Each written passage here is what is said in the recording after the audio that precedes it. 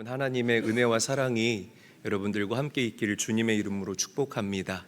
지난주부터 저희가 갈라디아서를 읽기 시작했는데요, 앞으로 한 2달 정도 우리가 갈라디아서를 가지고 함께 주일날 만나기를 원합니다. 갈라디아서를 계속해서 읽어내려가는 동안 예수 그리스도와 그분의 십자가 복음이 여러분들 마음 안에 선명하게 되살아나는 은혜가 있기를 주님의 이름으로 간절히 축원합니다.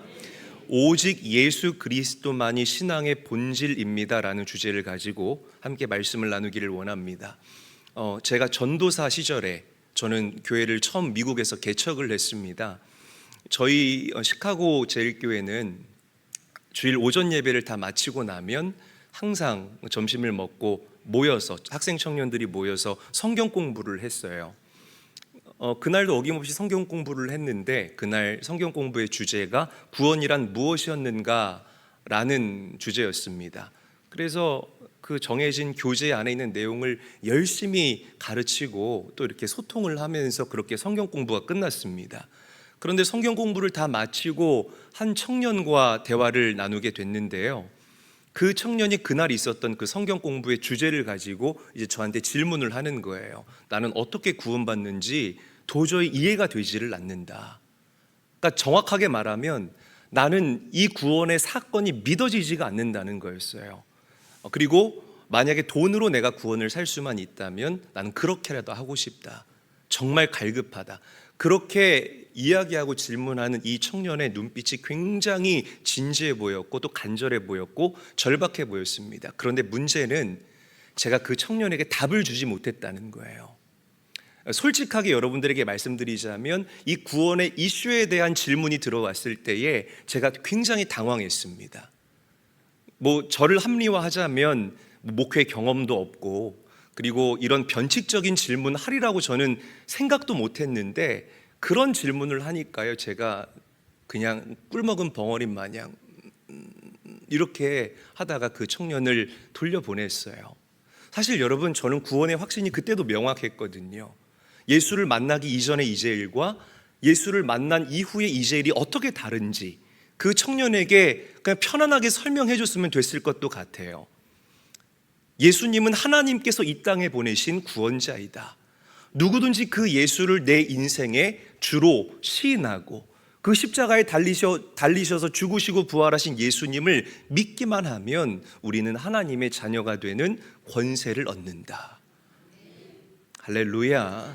너무나 심플하지만 너무나 분명하고 선명한 이 진리를 왜 이야기하지 못했나. 그래서 아주 가끔입니다, 아주 가끔 가다가 그 청년이 생각이 나요.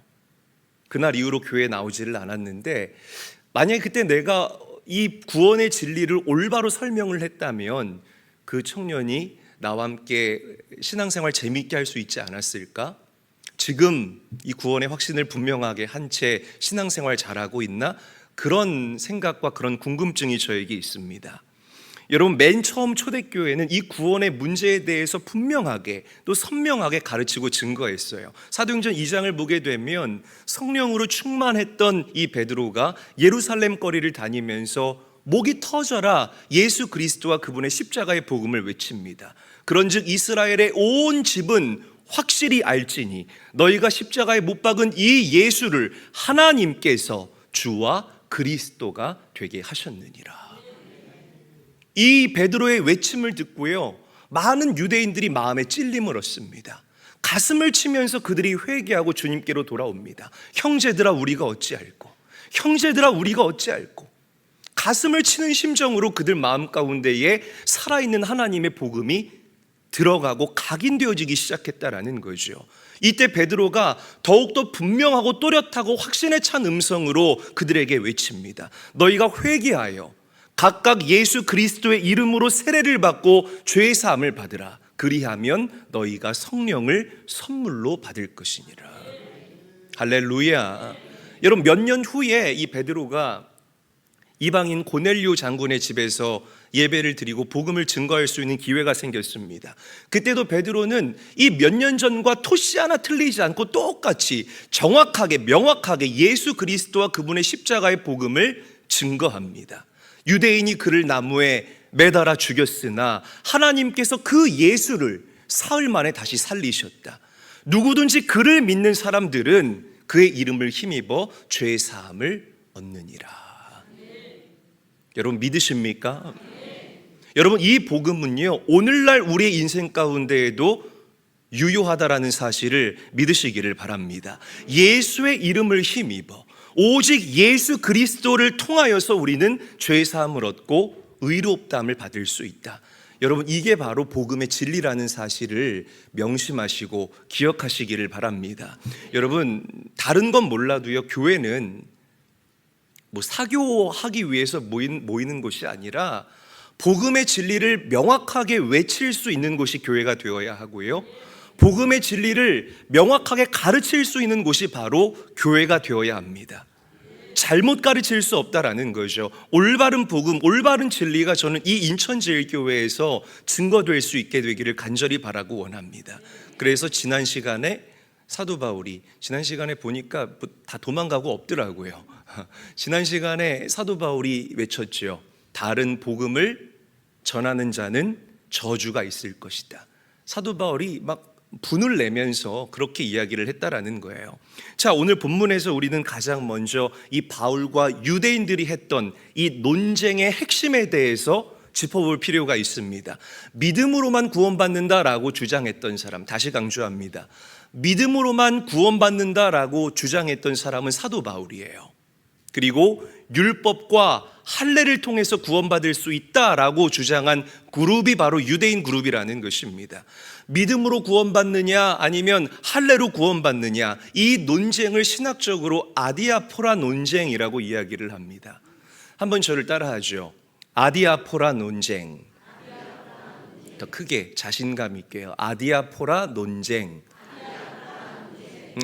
아디아포라라는 이 말의 뜻은 뭐 아무래도 괜찮다라는 의미를 가지고 있어요. 그러니까 별로 중요하지 않은 것이라는 의미라는 겁니다. 자, 그렇다면 무엇이 아디아포라일까요? 할례와 율법을 지키는 것, 이게 바로 아디아포라라는 것, 이게 중요하지 않은 것이라는 것입니다. 그러니까 이 할례를 받는 것, 그리고 내가 율법을 A부터 Z까지 다 지켜나가는 것, 이게요 구원과는 1도 상관없다 라고 사도 바울이 지금 우리에게 외치고 있다라는 겁니다. 왜 유대인들은 그럼에도 불구하고 할례를 받아야만 구원받을 수 있다, 율법을 지켜야만 구원받을 수 있다라고 이야기를 했을까? 이 사도 바울이 가만히 살펴봤어요.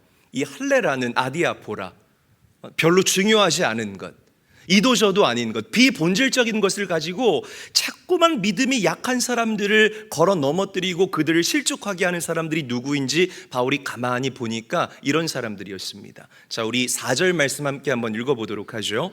한 목소리로 크게 읽습니다. 시작. 이는 가만히 들어온 거짓 형제들 때문이라. 그들이 가만히 들어온 것은 그리스도 예수 안에서 우리가 가진 자유를 엿보고 우리를 종으로 삼고자 함이로되. 자, 저기 보면 제가 가만히 들어온 거짓 형제들의 강조를 해 두었다는 것을 여러분들이 알 수가 있습니다. 그러니까 할례를 주장하는 사람들, 율법을 주장하는 사람들은 교회 정문으로 떳떳하게 이렇게 들어온 사람들이 아니라는 거예요. 가만히 슬그머니 들어와 가지고요, 이렇게 어디 보자, 믿음이 약한 사람들 어디 있나 이렇게 보다가 저 사람 믿음이 약해 보이는구나, 옆에 가서 속삭이는 겁니다. 믿음만으로 구원받는 거 아니야. 할례 받아야 돼. 율법도 다 지켜야 돼. 할례 받았어. 봐봐. 안 받았네. 이런 식으로 계속 사람들을 걸어 넘어뜨렸던, 그러니까 그 당시에 아주 대표적인 이단이었던 할례주의자들이 이 교회 속으로 아주 깊게 침투해 들어왔다라는 거죠. 여러분 요즘 이 한국교회 뭐 과거부터 문제가 됐었지만 이렇게 가만히 들어오는 이단들 중에 대표적인 이단이 어디죠? 신천지죠. 그렇죠.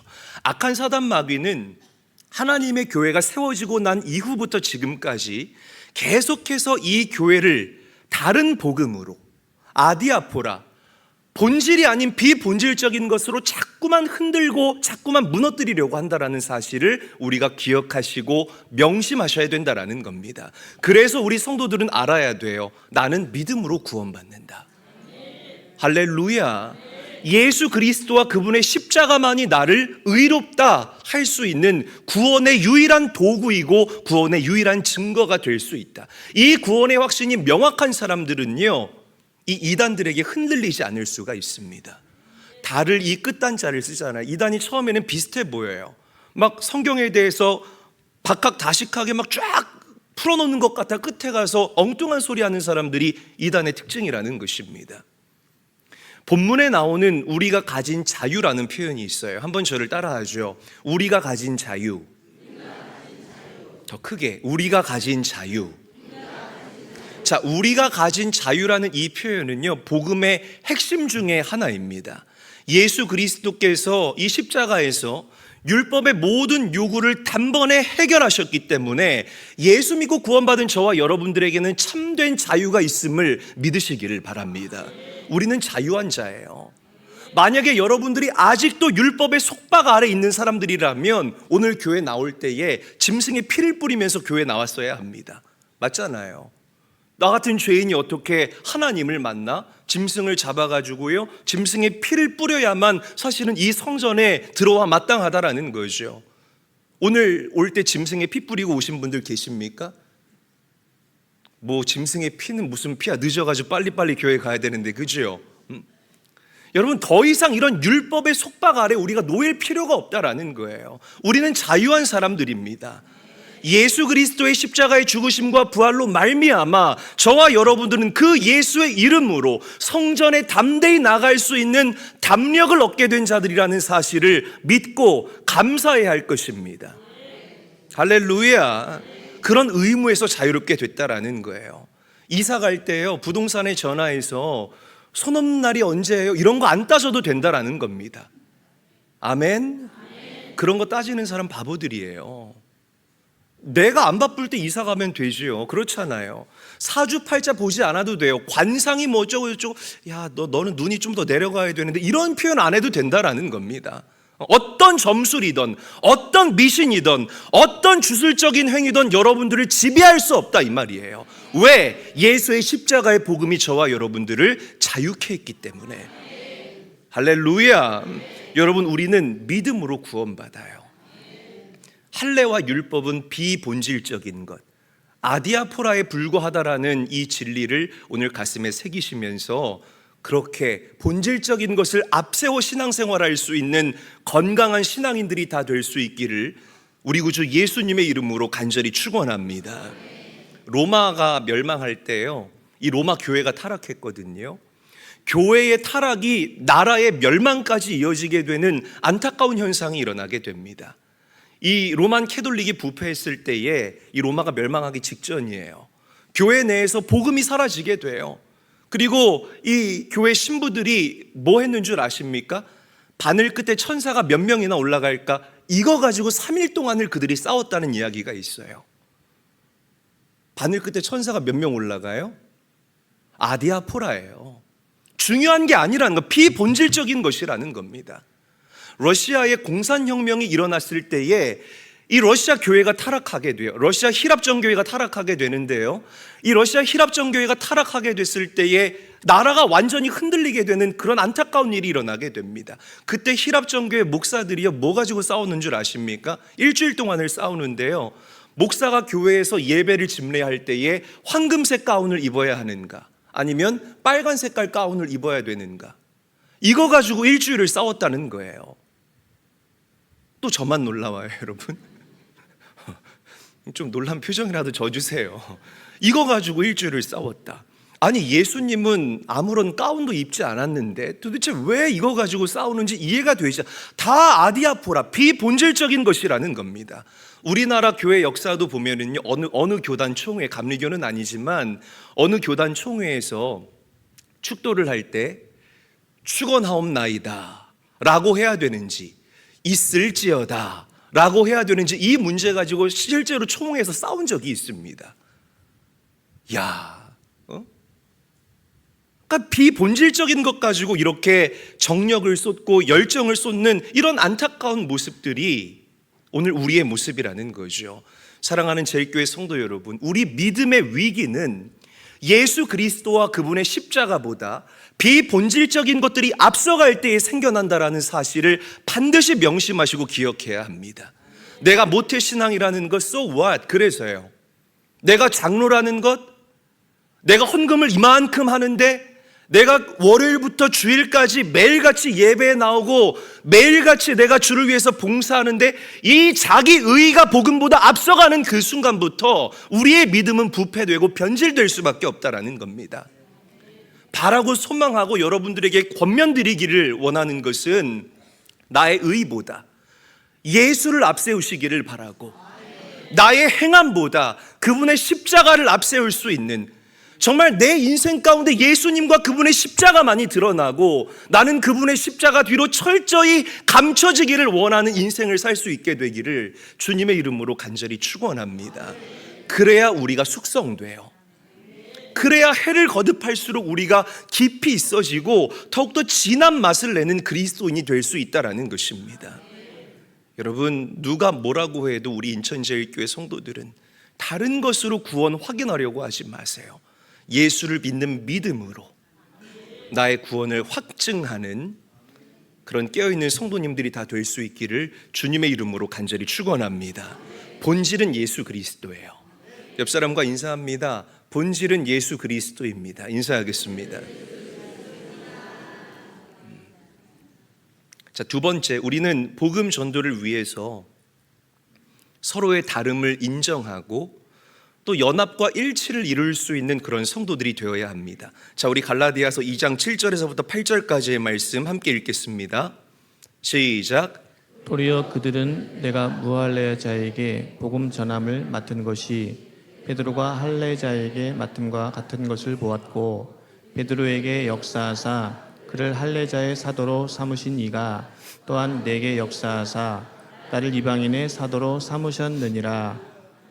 자, 이 말이 무슨 말이냐면 베드로는 유대인을 위한 사도로 부름을 받았고 사도 바울은 이방인을 위한 사도로 부름을 받았다.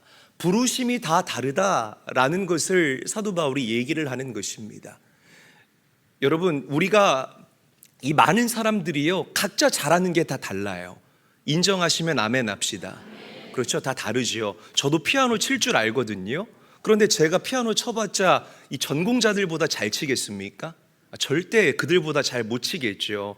그러니까 서로 잘하는 게 다 달라요. 음악적인 재능이 탁월한 사람이 있는가 반면에 남들보다 넓은 시야를 가지고 섬기는 것을 잘하는 사람이 있습니다. 강력하게 조직을 이끌어가는 리더십이 있는 사람이 있는가 반면에 참모나 서포터로서 굉장한 역량을 발휘하는 사람들이 있을 수 있다는 거죠. 우리가 하나님께로부터 받은 달란트가 다 달라요. 위에 두 사람도 마찬가지입니다. 베드로와 사도 바울은 부르심이 달랐어요. 사역의 필드, 현장도 달랐다는 것입니다. 그러니까 베드로는 오늘날로 말하면 어떤 교회 담임 목사라고 생각하면 되고요, 사도 바울은 이 선교사라고 생각을 하면 됩니다. 그러니까 필드가 다르다는 거예요. 그런데 하나님께서 부르심은 다르지만 그 두 사람을 공통적으로 사용하셨다. 무엇을 위해서? 예수 그리스도의 복음을 전하는 일을 위해서 사용하셨다는 겁니다. 그래서 서로 다른 그들이 악수하면서 연합하고 서로를 이해하고 포용하고 수용하게 되는, 정말 말도 안 되는 기가 막힌 일이 일어나게 된 줄로 믿으시기를 바랍니다. 당시에 이 유대인들은요, 유대인들만 구원받을 수 있다고 생각했어요. 이 일이 왜 놀랍냐면 사도 바울은 이방인에게도 그 전도의 문이 열려 있다라고 주장한 사람이잖아요. 그러니까 이 복음 전도의 새로운 문이 열리는, 새로운 길이 개척되는 놀라운 역사가 베드로와 이 사도 바울의 화해를 통해서 일어나게 됐다라는 겁니다. 이게 그냥 가만히 앉아서 듣고 있을 말씀이 아니라 이 연합과 일치를 우리 성도님들이 고무적으로 생각하셔야 된다라는 거죠. 사랑하는 제일교회 성도 여러분, 다 달라요. 교회 안에서 다 다르죠. 우리는 이 다름을 인정하면서 살아가는 존재들이 되어야 할 줄로 믿으시기를 바랍니다. 서로가 서로를 보완해주는 그런 존재로, 서로의 부족함을 보충해주는 존재로 우리가 그렇게 연합과 일치를 위해서, 우리는 하나님 나라의 확장을 위해서 부름받은 사람들이에요. 나 혼자 잘 먹고 잘 살기 위해서, 기복적으로 예수 믿기 위해서 우리가 이 제일교회에 나오는 것이 아니라 땅끝까지 이르러 주님의 복음을 증거하기 위해서 우리가 주님의 몸된 교회를 이루며 산다라는 것입니다. 연합하십시오. 나에게 있는 것으로 다른 사람을 채워주시고, 나에게 없는 것, 다른 사람에게 있는 것 질투하지 마시고 그것들을 존중하시면서 그렇게 연합과 일치를 이룰 수 있는 이 교회와 여러분들의 가정이 될 수 있기를 주님의 이름으로 간절히 축원합니다. 옆 사람과 인사하죠. 제가 당신을 보충하고 싶습니다. 인사하겠습니다. 어떤 신학자들은 이 베드로와 사도 바울의 신학이 다르다라고 이야기하고 주장하는 사람도 있는데요, 저는 그렇게 생각하지 않아요.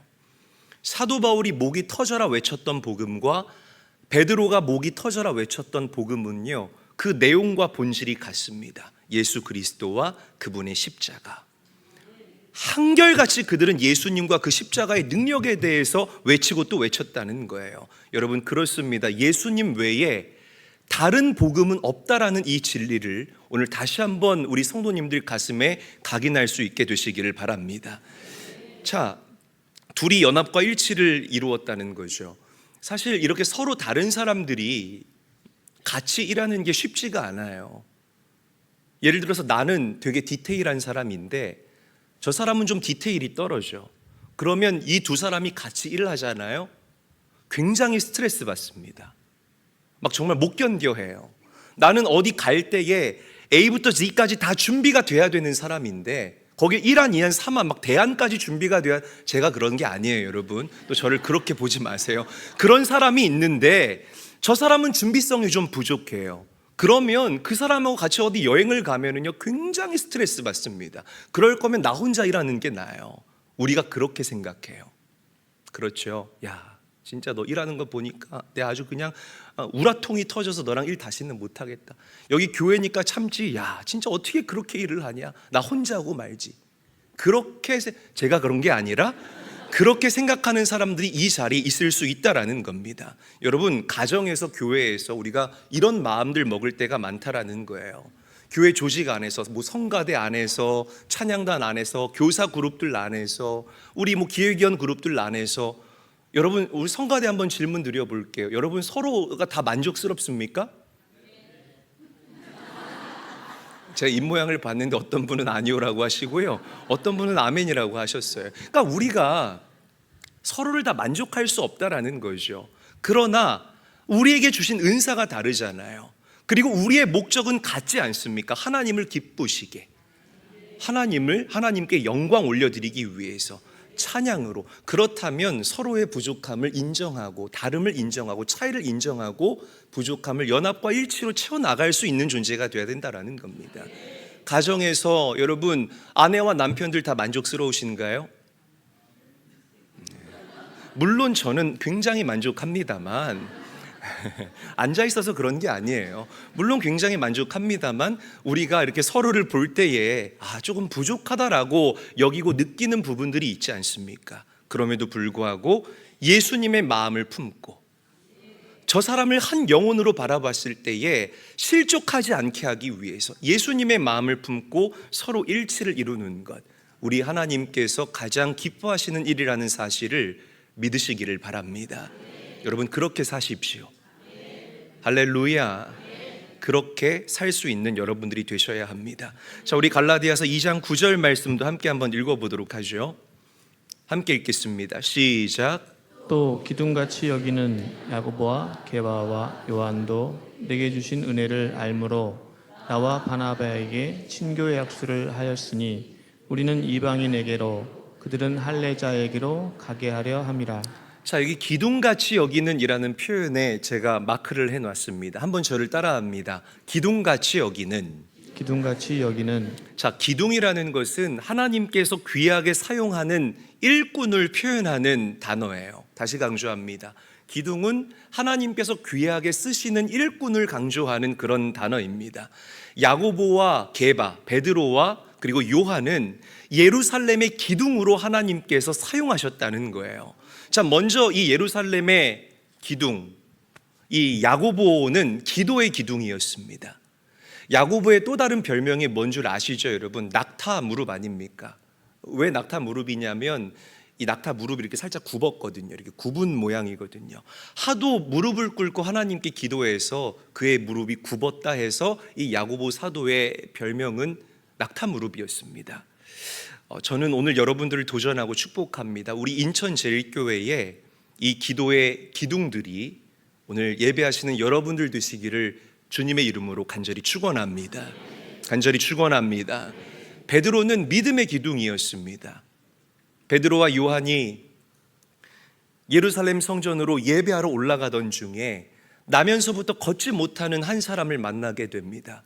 그가 베드로에게 먹을 것 좀 달라라고 구걸하였을 때 베드로가 믿음으로 선포합니다. 은과 금은 내게 없지만 내게 있는 이것을 너에게 주니 곧 나사렛 예수의 이름으로 명하노니 일어나 걸어라. 그러자 그 걷지 못하는 사람이 일어나 걷게 되는 기가 막힌 역사가 일어나게 된 줄로 믿습니다. 예루살렘 교회가요, 이 초대에 굉장히 많은 믿음의 공격을 당했어요. 영적 공격을 당했다는 거죠. 그런데 믿음의 기둥이었던, 정말 칼날 같고 대쪽 같았던 이 베드로의 믿음이요, 교회를 핍박과 압박에서부터 지켜낼 수 있었다는 겁니다. 사랑하는 제일교회 성도 여러분, 정말 숱한 위기 가운데에서도 이 교회가 온전히 세워져 갈 수 있는, 그렇게 믿음으로 이 교회를 지켜나갈 수 있는 믿음의 기둥들이 될 수 있기를 우리 구주 예수님의 이름으로 간절히 축원합니다. 마지막으로 사랑의 기둥, 요한은 사랑의 기둥이었습니다. 요한 1서, 2서, 3서의 말씀을 원어로 읽어보게 되면 이 사도 요한의 이 어감이 굉장히 부드러워요. 그래서 그 말씀을 읽을 때에 얼마나 큰 위로를 받는지 모릅니다. 이 사도 요한은요, 사랑의 사도였어요. 사랑으로 마음이 무너진 사람들을 위로하고 그들을 일으켜 세워주는, 여러분 제일교회가 예배에 기름 부으심이 있고 말씀이 살아있고 다 좋지만 여러분들이 그 말씀을 가슴에 품었다면 우리는 사랑하며 살아갈 수 있는 성도들이 되어야 할 것입니다. 정말 사랑을 갈급해하는 사람들이 너무나 많아요. 너무나 많습니다. 고개 숙여서 인사하는 것도 우리가 상대방을 존중한다라는 사랑의 표현 중에 하나입니다. 여러분 낯선 사람을 보더라도, 교회 안에서 낯선 사람 보더라도 쌩 하고 지나가지 마시고요, 고개 숙여서 인사하시고 정중하게 예를 표할 수 있는 성숙한 그리스도인들이 되시기를 바랍니다. 이것이 부지 중에 하나님께 하듯 하는 여러분들의 믿음의 행위라는 사실을 잊지 않고 기억할 수 있게 되기를 바라요. 자, 이 성경에는 언급되어 있지 않지만 또 하나의 기둥이 있죠. 누구죠? 전도의 기둥이었던 사도 바울입니다. 저는 사도 바울을 전도의 기둥이라고 표현하고 싶어요.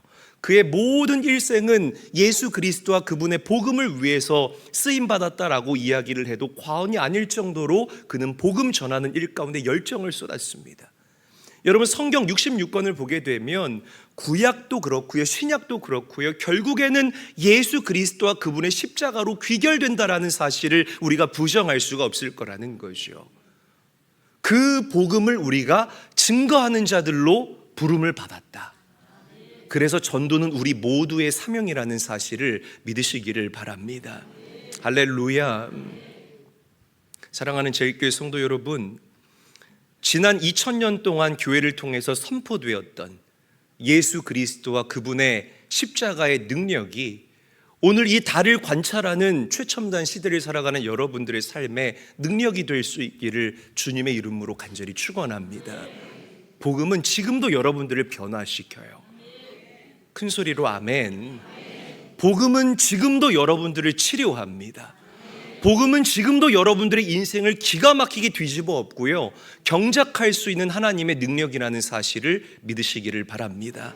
무엇보다 방금 나눴던 것처럼 교회에서 기둥처럼 귀하게 쓰임받는 하나님의 존귀한 아들, 딸들이 될 수 있기를 주님의 이름으로 간절히 축원합니다.